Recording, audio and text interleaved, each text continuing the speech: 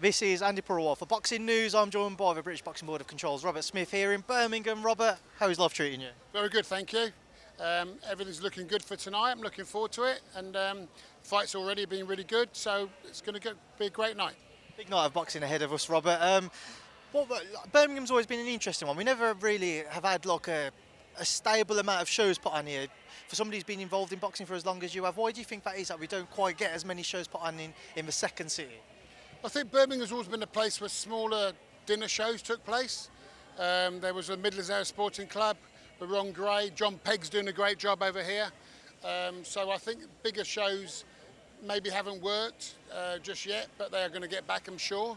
If Kersey wins tonight, come back again. So I can't give you an answer, but I just think it's a great boxing city, but they tend to travel more.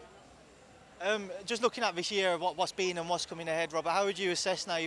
We're halfway through nearly. How would you assess British boxing's first half of the year? It's been great, to be honest with you. Some great fights. Trouble is, there's so many good fights you forget what they are, and you're always looking for the next one. So we've become very greedy. But I think that we're doing all right, and as a sport in Great Britain, we're doing very, very well. You mentioned greedy. May 27th, we've got 3 shows on. We've got one over in Ireland, and then you've obviously got Bournemouth and you've got Manchester.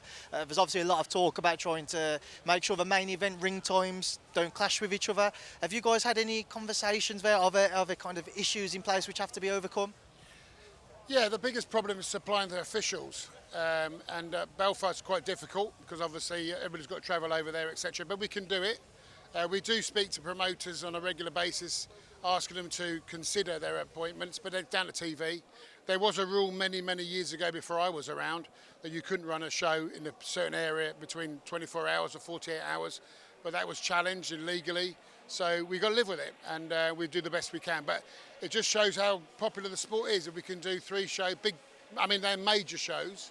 And don't forget all the little shows as well taking place as well on the same weekend. Could be a Thursday, Friday, Sunday, Saturday and Sunday. So therefore, we've got to look at everything. But I just think it's popular, so therefore we've got to make the most of it. Have you had any conversations with the promoters about what those ring walk times may look like? No, that's up to them. That's up to TV. I've obviously put emails out to them saying you've got to consider this and consider that.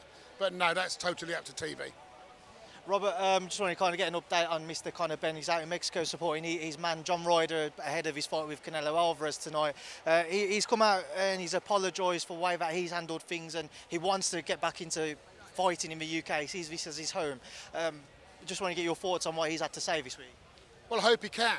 He's a great talent and we really want him back here. But we've got to go through a process, and the process is what it is. And he's dealing with UCAD, his lawyers are dealing with UCAD. That's a very good procedure to deal with. Once we deal with that, we take it from there. Are things looking positive on that front now? He's obviously offered up the 270-page dossier. Things moving forward in the right direction to see him potentially return to the UK boxing scene? As I've said, I hope he can come back. I don't know what documents he sent them. UCAD will deal with it. They deal with every anti-doping procedure with regard to the Boxing Board of Control.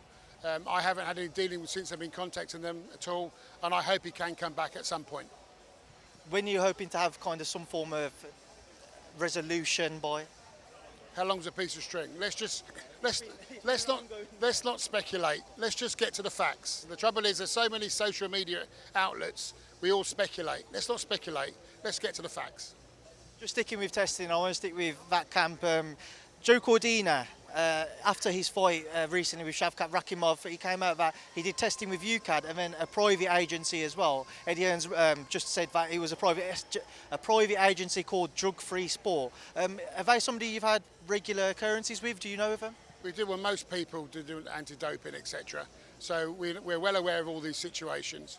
We haven't had any results yet, but we'll deal with what we've got to deal with.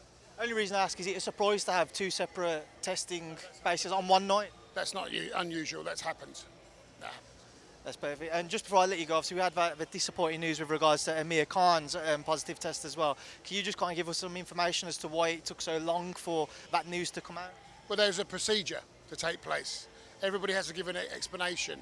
These things take time. That's, as I say, it's dealt with UCAD.